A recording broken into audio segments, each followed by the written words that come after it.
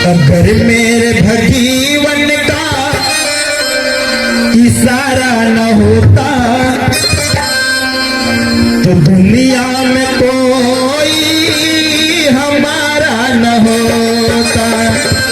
अगर मेरे भगीवन का इशारा न होता, अगर मेरे भगीवन का इशारा न होता तो दुनिया में कोई हमारा न होता।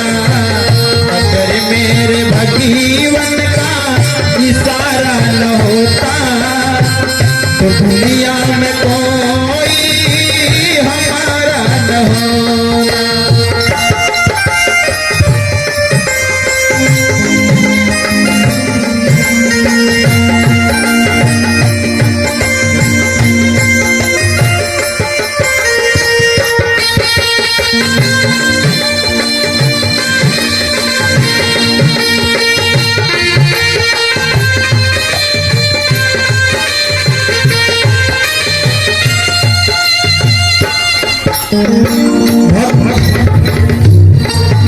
माई लोग, बाबा लोग, चाचा लोग, भैया लोग, आज परमात्मा की कृपा से उन्हीं की कृपा से आज आप हमें सुन रहे हैं, हमें देख रहे हैं और मैं आपको देख रहा हूँ। आपका आशीर्वाद पा रहा हूँ। भक्त गा रहे क्या